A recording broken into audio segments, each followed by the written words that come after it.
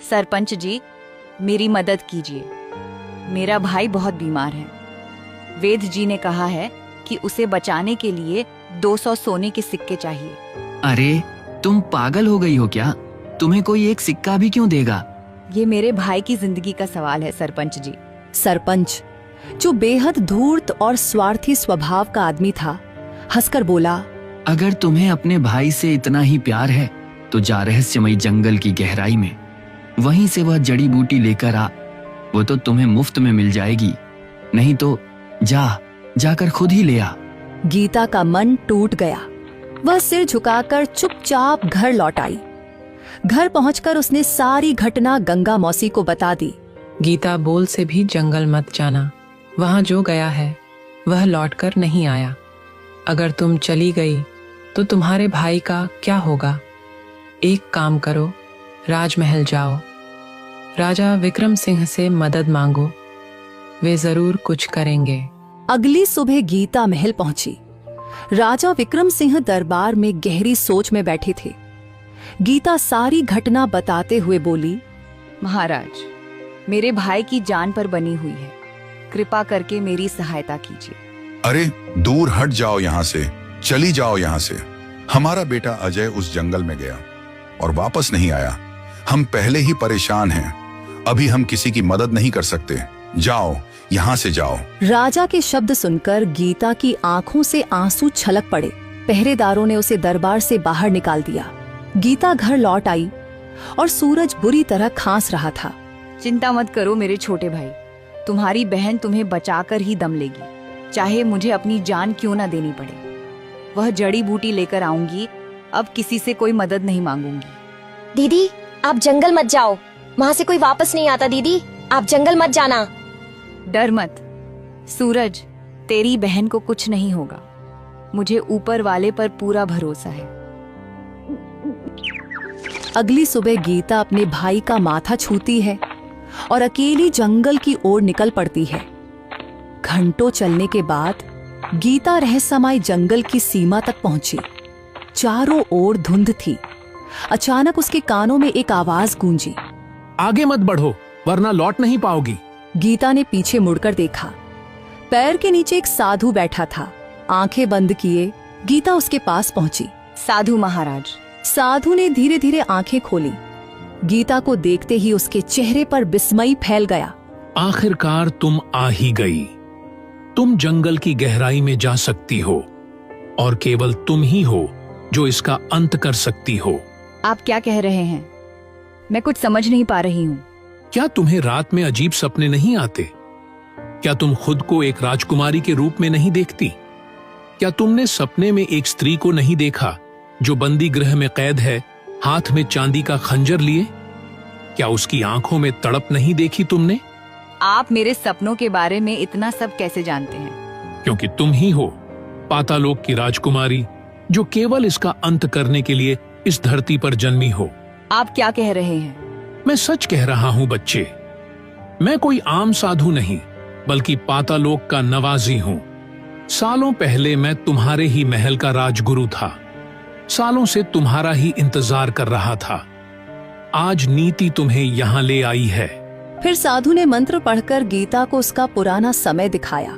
पाताल लोक की रानी वनिशा अपने राजमहल में खड़ी थी। राजकुमारी गीता उनके पास खड़ी थी। तभी वहां महल का राजगुरु आ पहुंचा। महारानी, पाताल लोक पर संकट मंडरा रहा है। राक्षस वीरानस अपनी शक्ति बढ़ाने के लिए साधना कर रहा है। सुनने में आया है कि वह पाताल लोक और पृथ्वी लोक दोनों को अपने वश में करना चाहता है। उसकी यह मंशा कभी पूरी नहीं होगी राजगुरु। जब मेरी पुत्री गीता का जन्म हुआ था तब देवताओं ने दर्शन देकर कहा था कि राक्षस वीरानास का अंत राजकुमारी गीता के हाथों होगा, और वह भी पृथ्वी लोक पर। रानी वनिशा उठती है और अपने पास रखे एक चांदी के खंजर को उठाती है। यह वही खंजर है जो मुझे देवताओं ने दिया था। कहा था कि यही राक्षस का विनाश करेगा। महारानी, वह राक्षस अभी तक जीवित है, तो इसका अर्थ यह है कि उसे इस भविष्यवाणी का पता है। वह नीति को बदलने और उसे टालने की पूरी कोशिश करेगा। नीति को आज तक कोई नहीं टाल सका। वह चाहे जितनी शक्ति क्यों न रखता हो, उसका अंत मेरे ही हाथों होगा। उसी समय पाताल लोक के एक अंधेरे जंगल में राक्षस वेरानस ध्यान में लीन था। अचानक उसके चारों ओर काला धुआं उठने लगा और वह धुआं एक भयानक राक्षसी आत्मा के रूप में बदल गया। अपनी आंखें खोलो राक्षस वेरानास, मैं तुम्हारे सामने प्रकट हो चुका हूं। स्वागत है राक्षसों के देवता, स्वागत है। अब मैं तुमसे जो भी मांगूंगा तुम्हें मुझे देना ही होगा। अच्छा, फिर बोल तो, क्या चाहता है? मेरी मृत्यु पाताल लोक की राजकुमारी गीता के हाथों लिखी है। मैं इसे नष्ट करना चाहता हूं ताकि मेरी मृत्यु टल जाए। मूर्ख, मृत्यु को कोई नहीं टाल सकता, यह ब्रह्म का नियम है। कुछ और मांगो। तो सारी ताकत है तुझमें, तू राक्षसों का देवता कहलाता है और अपने भक्त की यह छोटी सी इच्छा भी पूरी नहीं कर सकता। जाओ, मुझे तुमसे किसी भी वरदान की जरूरत नहीं है। ठीक है, तुम्हें वरदान देता हूं कि तुम राजकुमारी गीता को मारने में सफल होगे, पर याद रखना, यदि तुम्हारी मृत्यु उसके हाथों लिखी है तो वह नीति कभी नहीं टलेगी। जब मैं उसे ही समाप्त कर दूंगा तो फिर मेरी मृत्यु कैसे होगी? राक्षसों का देवता काले धुएं में लीन हो गया और राक्षस वेरानस की आंखों में एक भयानक हंसी झलक उठी।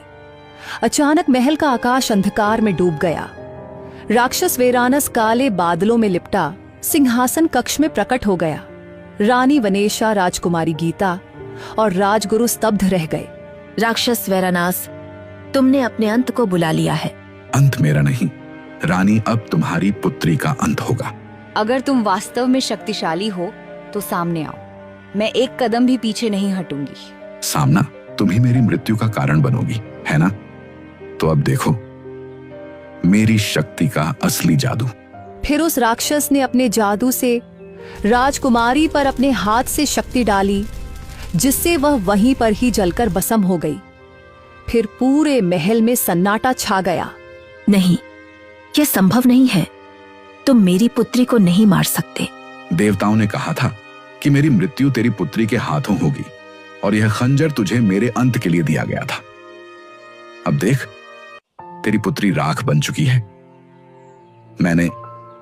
मैंने नीति को मिटा दिया, भविष्य को बदल दिया, समय को फेर दिया। राक्षस वेरानास ने राजगुरु की ओर देखा। हुए राजगुरु, अब तो बता, क्या तुम मेरे साथ रहोगे या उसके साथ मरोगे?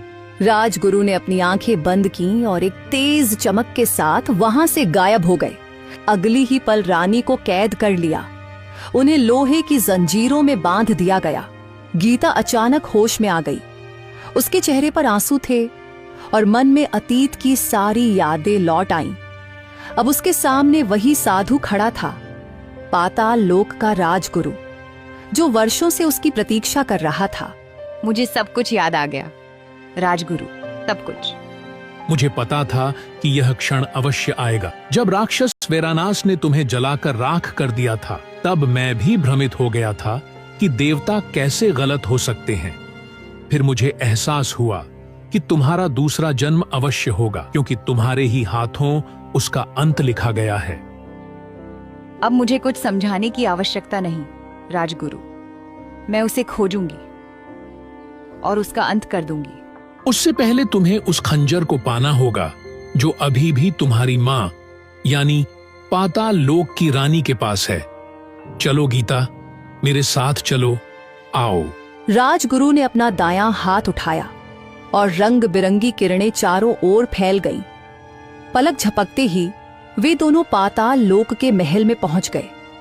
महल के भीतर अंधकार पसरा हुआ था। बंदी गृह के अंदर रानी जंजीरों में जकड़ी हुई थी। अब उनके हाथों में वही चांदी का खंजर था। मुझे विश्वास था तुम अवश्य आओगी मेरी बेटी। देवता गलत नहीं हो सकते। महारानी, यही वही राजकुमारी है। अब यह पृथ्वी लोक में जन्मी हुई एक मनुष्य है। कृपया इन्हें वह खंजर दे दीजिए ताकि यह राक्षस वेरानास का अंत कर सके। फिर रानी ने वह खंजर राजकुमारी गीता को दे दिया और उससे कहा, बेटी, यह खंजर अब तुम्हारी शक्ति है। इसी के द्वारा तुम राक्षस वेरानास का अंत करोगी। याद रखना, तुम्हारा साहस ही तुम्हारी सबसे बड़ी ताकत है। राजगुरु ने उसका हाथ पकड़ा और दोनों फिर पृथ्वी लोक में प्रकट हो गए। तालाब के किनारे सन्नाटा पसरा हुआ था।